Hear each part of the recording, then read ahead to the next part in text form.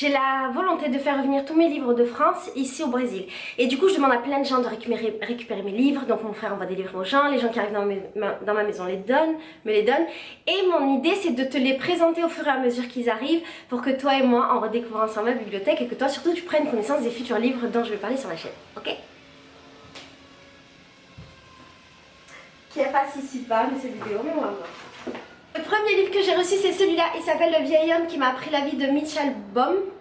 Ce livre, en fait, c'est un livre que j'ai déjà lu, ce qui est assez rare. C'est rare que j'ai des livres dans ma bibliothèque que j'ai déjà lu parce que généralement je les donne. Et lui, c'est un livre magnifique. J'adore cet auteur. J'ai lu beaucoup de livres de lui.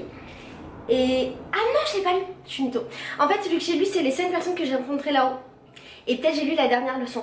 Bon, lui c'est un mec qui écrit comme des espèces de contes avec des morales. Et ça a toujours un rapport avec l'humain, avec la spiritualité, les guides spirituels, les hommes, les parcours initiatiques, les trucs comme ça.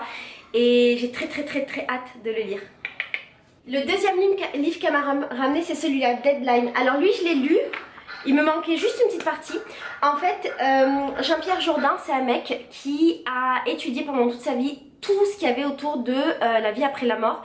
Et en fait, il a repris tous les témoignages, tous les trucs scientifiques, tous les machins. Et il a essayé de tout concentrer là pour faire quelque chose d'assez carré. Ça veut pas dire que tout ce qu'il dit c'est la vérité, parce qu'on parle de vie après la mort, donc on saura jamais. Mais en tout cas, c'est un livre qui est génial parce qu'il concentre tout. Et s'il y avait juste un livre à lire sur le sujet, ce serait celui-ci. Même si je crois que, et je t'écris une revue sur celui-là qui sortira un jour. Même si je crois que c'est bien de lire d'autres livres avant parce que celui-là est très complet, mais peut-être que du coup c'est trop intense si on n'a jamais lu de livre sur le sujet. Donc lui, Deadline, il est incroyable, réellement. Ensuite, elle m'a ramené Laisse-moi te raconter les chemins de la vie. Alors je sais plus trop de quoi ça parle, mais je pense que c'est bien. Ouais, c'est un peu des histoires, pareil, des histoires avec des morales. C'est pas des trucs d'enfants, mais tu sais, c'est des histoires où on mélange la spiritualité et compagnie, et il y a un peu de philosophie, il y a un peu de tout ça, et c'est vachement chouette. Je l'ai pas lu, hein, mais j'ai très hâte. En fait, je suis trop contente que ce soit ces livres-là qui sont arrivés parce que c'est typiquement le genre de livre que j'aime. Et je sais pas si je t'ai dit, mais pas dans cette vidéo, peut-être ailleurs. En fait, mon frère m'avait aussi envoyé des livres par la poste, plein. Il m'avait envoyé un colis et le colis s'est perdu entre la France et le Brésil, et du coup j'ai perdu plein de livres et je suis super triste parce que je sais pas quel livre j'ai perdu. Et en fait ça fait que chaque fois que j'en reçois, je suis genre trop heureuse des livres que je reçois. Il m'a ramené aussi ça, Enquête sur la réincarnation. Je crois que ce livre il est vraiment cool. C'est sur la direction de Patrice Van Herzel, qui a écrit beaucoup de livres sur tout ce qui est réincarnation, vie après la mort et compagnie. Et là en fait c'est un recueil de plein de gens qui donnent en fait leur avis selon leur expérience, selon leur culture et compagnie. C'est selon leur religion, selon leur philosophie, selon la psychanalyse, si c'est leur travail et tout ça. C'est hyper intéressant. Ça veut pas dire que la réincarnation ça existe, machin, ça reste de l'ordre de la croyance, mais c'est quand même très intéressant d'avoir ce genre de bouquin et d'avoir un aperçu des idées de chacun selon les milieux desquels ils viennent. Oui, il est chouette. Ensuite, Elisabeth Kübler-Ross, La mort porte de la vie. Alors cet auteur, j'ai tous ses livres, sauf peut-être s'ils ont été perdus. Et c'est une dame qui a travaillé toute sa vie dans les soins palliatifs et qui a écrit énormément de livres sur la fin de vie et sur la vie après la mort. Elle a écrit beaucoup. C'est surtout sur la fin de vie. Elle a aussi beaucoup de livres qui parlent du deuil et de toutes les étapes du deuil. J'adore ces livres, j'en ai lu quelques-uns. Le hasard fait que ma mère adore aussi ces livres. Et d'ailleurs ma mère et moi on s'est rendu compte qu'on avait un peu la même bibliothèque, étrangement. Sauf qu'on s'était pas concerté. C'était vraiment marrant. On a plein de livres en double. Et donc j'adore cette meuf. Je suis hyper contente d'avoir des livres d'elle qui sont arrivés à la maison. En plus il y a pas longtemps je me disais qu'il fallait que je relise un petit peu sur la vie après la mort, sur la spiritualité, sur les choses comme ça, parce que c'est un domaine qui me passionne. Et je me suis rendu compte que depuis quelques années j'avais plus lu dessus. J'ai lu d'autres trucs, hein. Par exemple en ce moment je suis à fond sur tous les livres de féminisme et compagnie, ce qui est trop bien, mais ça me manque.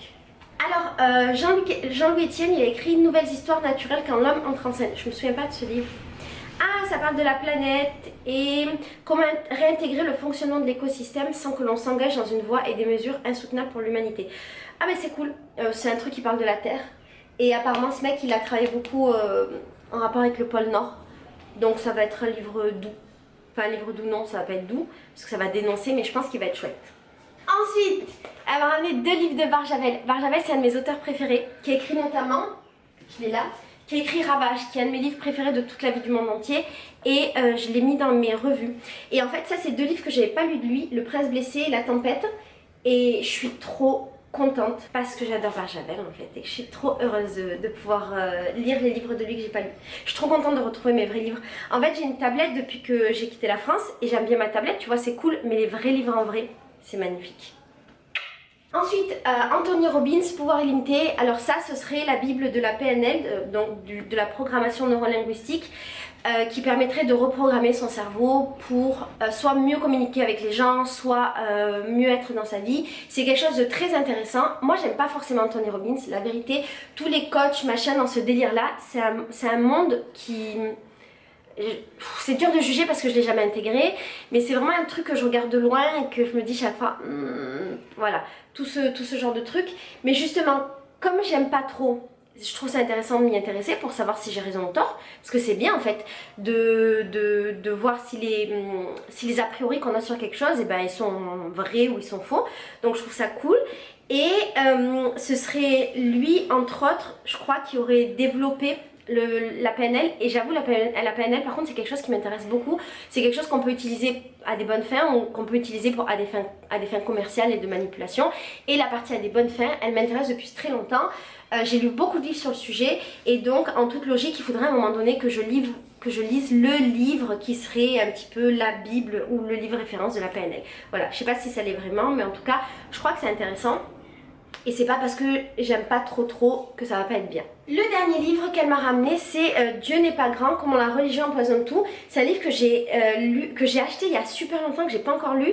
Et c'est un mec, journaliste et polémiste d'exception, qui va critiquer les religions et dire pourquoi les religions c'est pas bien. Et je trouve ça intéressant. Je trouve ça cool d'avoir des points de vue différents.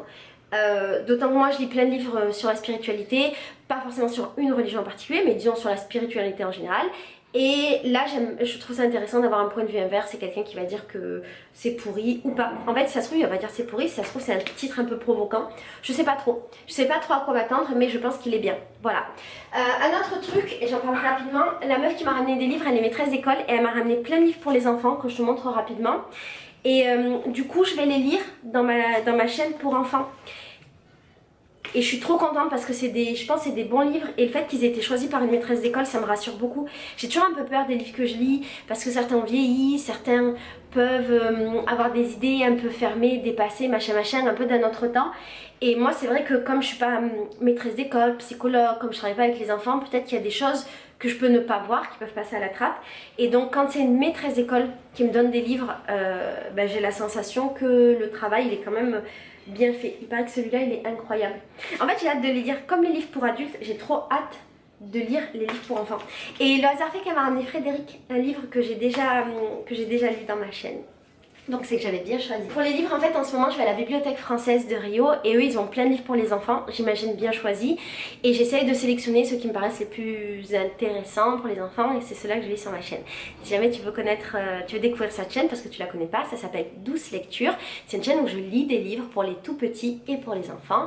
Et bientôt je te fais des revues sur tous ces livres là que je vais dévorer. Voilà, je te ferai plein de vidéos dans ce style là, je sais pas si tu aimes. En tout cas moi je vais aimer te présenter tous les bouquins que j'ai achetés. Et je te fais plein de bisous. Attends, je vais te présenter quelqu'un. Viens, só para fazer beijo final. Fala en français, por favor. Que prazer.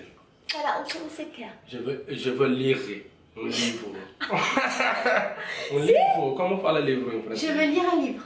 Je veux lire un livre. Je veux lire un livre en français. Je veux lire un livre en français. Ah, te amo. Beijo, beijo. Beijo. Tchau.